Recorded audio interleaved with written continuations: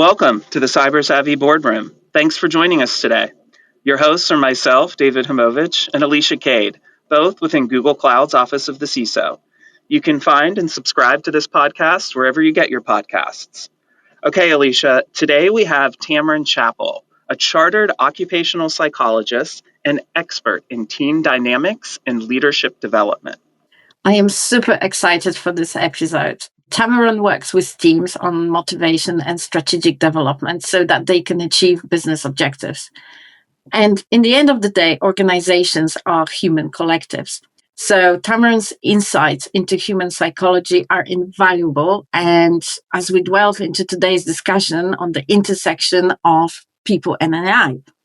But this is not the first time we have the privilege of working with Tameron. As last year, we discussed in our 4th Perspectives on Security for the Board the importance of communication and psychological resiliency in a crisis. I very much look forward to speaking with Tameron again. Me too. Let's get right to the episode.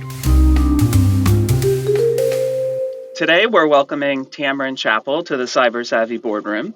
Tameron has a background working in human psychology, and today we're talking about the relationship between humans and AI.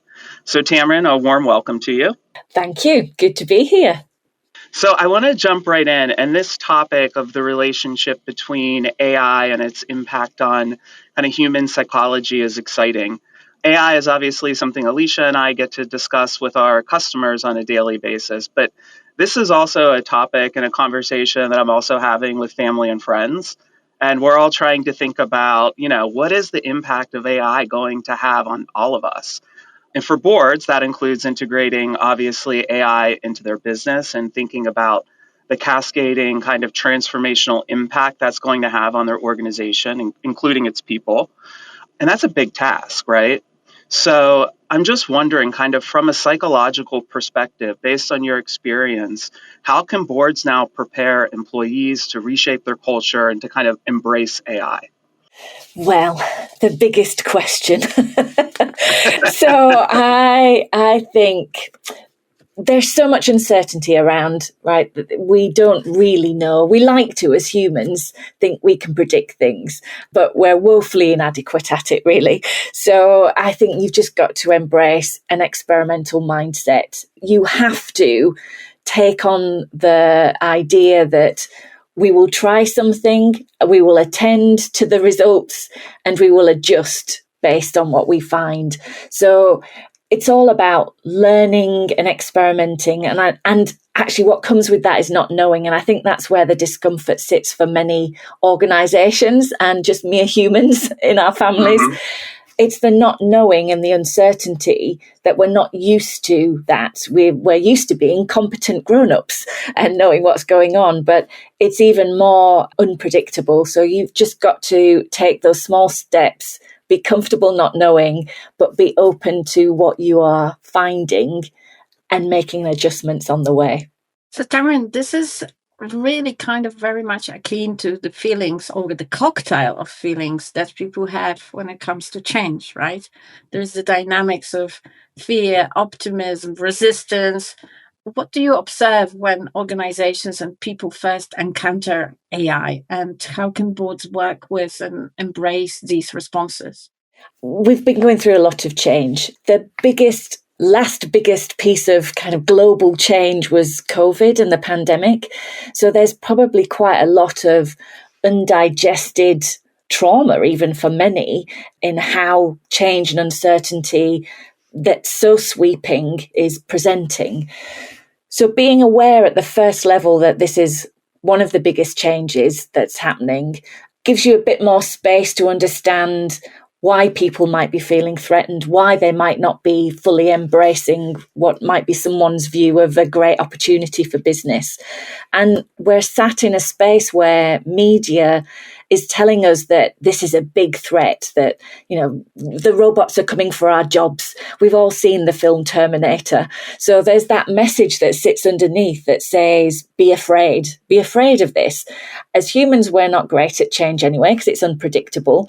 But what that means is there's so much fear around, that fear causes us to move back to our safe space, because when you were being chased by lions, tigers and bears, you weren't going to think, oh, last time I ran in a straight line. Maybe this time I'll be experimental and zigzag my way across. You just go back to what you know works. And that usually means safe, tried and tested. So that's the downside of not being open about change and understanding the psychological response to change, is that we just try and bash it through and everyone then retreats even further into safety. So Tameron, building on this emotional context and context of trust, how can psychological factors influence the development of erosion of trust between employees, leaders, and technology? And in this case, AI tools. You mentioned the hype and the press, but what are the risks of overtrust, so automation bias, versus undertrust, i.e. rejection of useful AI? And we see that kind of tension in education and in business. Absolutely. We know quite a lot about trust, as in how humans establish it, how it's eroded, what our leaders can do. But I think in this sense, there's something particular about AI in that the way we can interact with it now, it feels more human. So we can chat to it, and it's been created, of course, to be more interactive with us. So we're lulled into a false sense that it's actually human. So then we overlay our expectations of how we think humans should respond.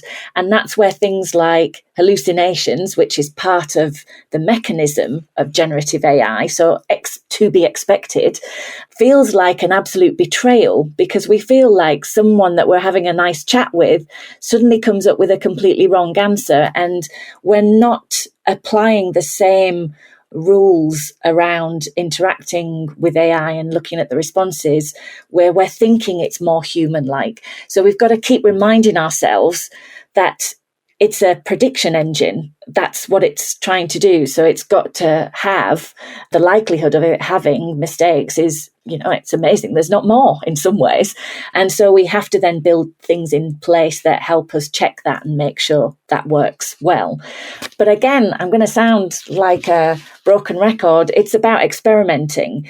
You need to figure out where it's really good and can help, and where it's maybe actually not that great yet. It doesn't mean it won't be, but if we overtrust something, we end up with blind spots and we rely on it too much and think we're getting great responses.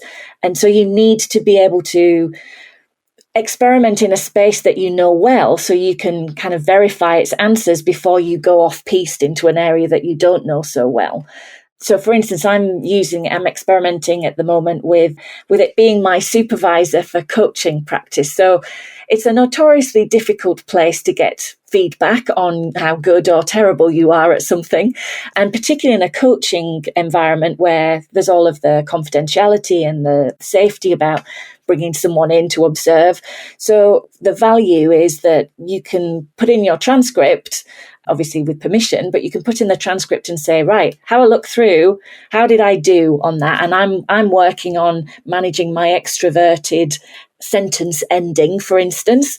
Then how did I do on that? And it can say, usually it says, oh, you're doing quite well, because its default is to be friendly and positive. And then you can go, right, give it to me. Give me some hard kind of really fierce feedback on if you're a supervisor.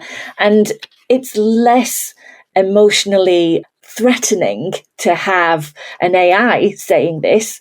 And I can also dial it up and down and say, no, that's not actually that useful. How about look at it from this model, or look at it from this side? And I could go over it again, and it doesn't get tired, and it's there 24/7. So there are many things that are really valuable about it, but it's not going to be a panacea. It cannot do everything well. It's a bit like humans, right? Leaders, despite all those books that you might read in the airport that tell you can be brilliant at everything if you just get up at 5. Your personality means you're going to have strengths and you're going to have areas that you're not so good at. So it's the same in that sense. You've got to find them out. Tameron, I love this concept of experimentation, and thank you for kind of sharing your own personal experimentation with AI with us. How can boards encourage that culture of experimentation? And I'm thinking, is it allowing for making mistakes within their organization, right? And fostering innovation in a way that employees can learn to coexist more with tools like AI? Yeah, I think at some level, and I'm going to reference some sci-fi here because that's where I come from. It's that resistance is futile if you know about the Borg, and if you don't, apologies, just skip over that bit. But it's already here. AI is already here. There's no point taking that defensive or we'll wait and see. So you really have to step into it and embrace it. And I think there's something around the language, which we've talked about before on some of the board papers, the language of innovation versus experimentation. Obviously, as my profession is to listen very deeply to individual words, but innovation sort of invites the idea that there'll be some amazingly transformational thing that will come out at the end of whatever it is you're doing, and everyone will look and think it's shiny and amazing. Whereas actually experimentation sets the expectation that some things might work and some things might not. So you're in it to observe and see where it's going. So we talk about innovation. Really, I think we've got to talk about experimentation. And the only way that you can do that in an organization is for it to be safe enough to make mistakes. And there's a lot out there, Google being one of the leads, talking about psychological safety and what you need to put in place in order to allow people to actually be okay making mistakes and challenge each other and think differently. So find a sandbox where you can experiment in a safe place.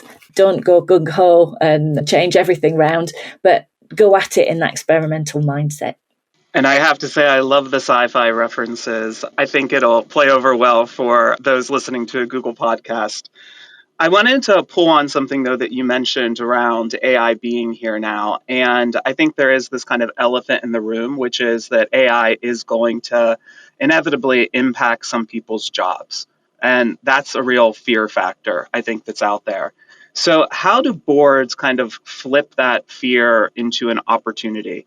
Is it around reskilling and upskilling and ensuring that individuals are feeling kind of supported throughout this transformation?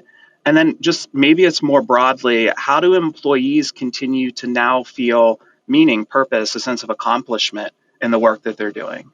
Yeah, I think there's definitely a part of upskilling. What's quite nice in some ways is we're all learners here. It's a level playing field, and today's expert might be tomorrow's novice. So there's less space for gurus to set themselves up, and we can all embrace learning together. So, we're quite good. We've got a lot of experience in businesses of managing change and managing our talent to meet that change. So let's not throw those ideas away and think we need to reinvent things. We know how to help people learn well. We know how to look at skills. We know that people need autonomy and they need purpose in their work and they need to feel like they've been listened to and involved. We know those things already. We're just working in a slightly different context, and it's more scaled because everybody's in that state. So I think there's something probably to address around the fact that organizations maybe know these things but don't implement them, which is where my day job comes in. I'm often there helping organizations to go through just normal old change, never mind AI change. And when it means jobs might change, people are very uncomfortable about that, understandably, about talking about it. And we use these wonderful euphemistic words like restructuring, whereas everyone's thinking, actually, it means which jobs are going to be lost. So I think you've got to be brave enough to be honest. Because we don't know what AI will be able to do, it is inevitable that it will do some jobs far better than us mere humans. And that might mean some jobs do go. But there are also likely to be new jobs that need to be managed in a different way. And we have to learn how to work alongside it as a tool, as a thinking partner. And you can only really do that if you kind of put your hands up and say, It's true. There will be some jobs that go. We don't know yet which. Let's experiment. Let's figure it out. Let's keep that conversation, that thinking going. So it's the things that psychologists say anyway. Open communications where you can communicate regularly, even if you don't think you've got anything to say as the leaders, still be there saying, there's nothing else to say. We're still here. We're still present. We can take a leaf out of the book from COVID and how we managed the pandemic, because I think lots of organisations did a really good job of regular communication, even when they didn't know anything. So we can learn from that. Yes, staying in touch and making sure we are transparent, I think, will be very, very key. But you mentioned this partnership with AI, and in any partnership, you can over rely on your partner, under rely on it, strike a balance. So, and one of the critical concerns for organizations, whether in business or education or at the board level, is the potential of over reliance on AI without sufficient critical thinking. And we touched on it before, but what strategies can boards implement to make sure the workforce develops and keeps the essential critical thinking horsepower needed as humans to effectively leverage AI information? Yeah, critical thinking, critical reasoning is absolutely crucial on this. It's one of the ways we predict future performance when we're using personality profiles in recruitment and selection. It is really important. It's what makes us human. And there's a lot of research out there about what tools can help improve your reasoning and critical thinking. So there's lots out there that you can go and look for. The trouble is, it usually takes a bit more time to do that rounded thinking.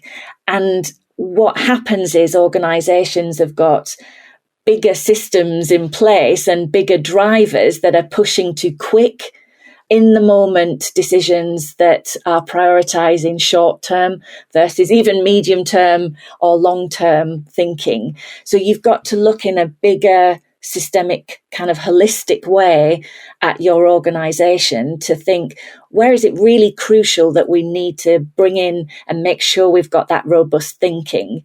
And then in those spaces, look at what's getting in the way of that. What other levers in our business are trumping that time to think in a rounded way about the issue? So again, there's no quick fix. I'm so sorry. This is kind of my mantra as a psychologist. It depends. And let's get down to it. Where's your issues? But yeah, the critical thinking is crucial. We need it. That will always be our kind of human side that we need to bring. In all this change in innovation, experimentation, there has been for years a tension between innovation and regulation and control. And again, for us coming from a heavily regulated sector, that has certainly been the theme of our life. So there is a need for striking a balance, definitely, in between fostering an exciting experimental environment whilst meeting your risk appetite, controls, and regulatory requirements. How do you think boards can act, and management actually, to make sure that the innovation keeps actually delivering solutions that are ethically sound and palatable for stakeholders? What are your thoughts on that? Yes. I mean, the joy of ethics is there's no black and white answer. And it's always about different parties. What might optimize for one party might actually be really detrimental to another. So it's that open conversation, eyes open about the wider consequences. And if you're implementing AI, you may need to think about at the same time, in parallel, having kind of an ethics group that thinks through the roundedness of what it is you're trying to do, because those who are naturally drawn to innovation and experimentation, their factory settings of personality are going to mean they're less likely to be people who are very much about regulation, safety, risk aversion, trying things in the same way because it's repeatable and predictable. So you've got the underlying personality factory setting that's also creating that tension. So you need to get a balance of people's styles who are the more risk averse and create a good dialogue and environments where they can robustly discuss and still have productive conversations. Whereas usually if we haven't worked at the interpersonal dynamics level of that, they just roll their eyes at each other and become polarized.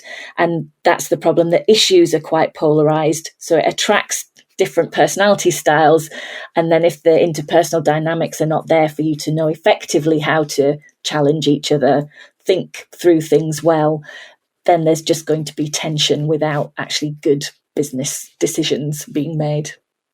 Tameron, I want to pivot the discussion a bit because you had mentioned that we worked together before, and that was on putting together our report, Perspectives on Security for the Board. So I'd be remiss not to ask you specifically about psychological resiliency for security teams, which is something that we covered in that report.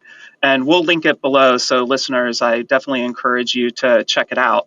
But we talked about the demanding nature of cyber, and Alicia and I can think back to when we were working together in the bank and incidents like WannaCry or NotPetya occurred, and it would completely change our priorities and our outlook in what we were doing. And so I wanted to just ask you about kind of this concept of psychological resiliency and give you the opportunity to expand on it a bit for our listeners, particularly kind of the impact that it has on security teams. Yeah, we talked about in that board paper around the language of threat. So again, it's similar to the innovation versus experimentation piece. What are we inviting by the language we're using? So the cyberspace, there's lots of language about threat. So that's already heightened the fear response of people in that space. And then if you are frontline in your organization, there's some really severe consequences to a breach. You do feel that burden that you're the last bastion of defense here. So the defensive posture is the default setting. But with AI, given the nature and what it's developing and how us poor fallible humans are so easily hoodwinked, it is inevitable. It's inevitable that there's going to be more breaches. And so, yes, develop that defensive posture and explain to people that they shouldn't click on things and all those things that we're trying to do to work against human nature. At the same time, it's really crucial to make sure you are well practiced at your response when there's a breach, not should there be one, but when there is one. And that means understanding how people respond when under pressure and actually when under stress. And it's not always the same as how they respond when they're in their everyday settings, because personality shifts. It can just, you do more of what you're used to and it just has a slightly different quality to it. But some people's personality can really shift quite dramatically. So understanding how you respond when under pressure, how your team responds when under pressure, and working through those scenarios of what we will do when under pressure. How will we make sure we still make good decisions? How will we make sure we don't go back to that defensive, safe posture and can't think innovatively and differently? And there are things that you can do to practice and build that muscle in your team so that it's like having a fire alarm, so that you know what you have to do without having to rethink in the moment. It becomes automatic. So you've got to build that response muscle as well as the defensive posture.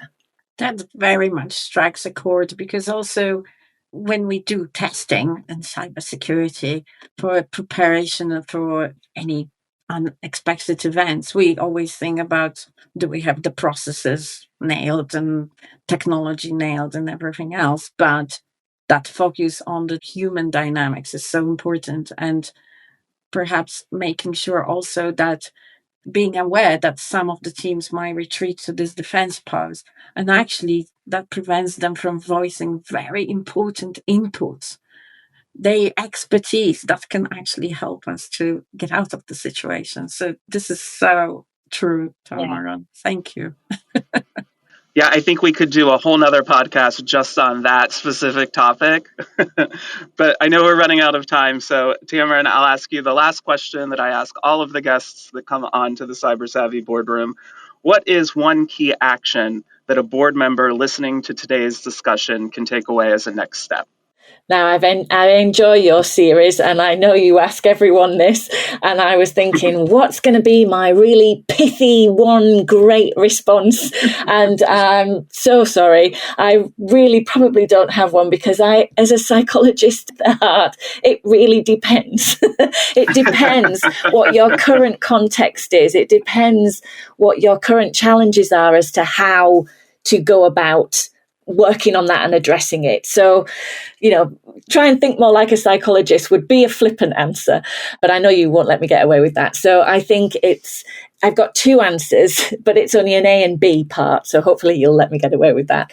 So there's the organizational piece, and that is about psychological safety. I mean, for bang for your buck, look at psychological safety, creating more psychological safety, because that will allow whatever talent you have in place to think and contribute at their best. So that's the thing that you can address. And there's lots of written evidence-based things that you can do to try that. It's no easy task, but there's clear ways you can go about it.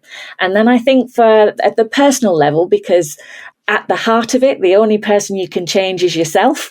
You can only invite change in others. So for those board members that are listening, I think it's about getting really comfortable with how you respond to change and threatening change. So where do you go when faced with uncertainty and unpredictability and change?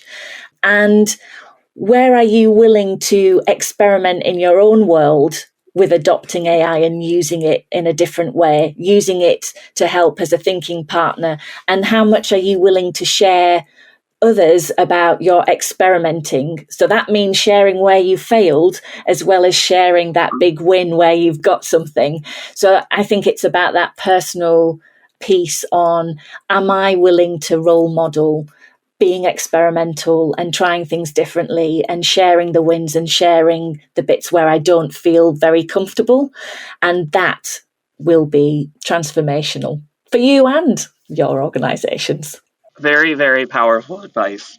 So, Tameron, thank you for joining us today and sharing your expertise with us and our listeners. Yes, great to be with you.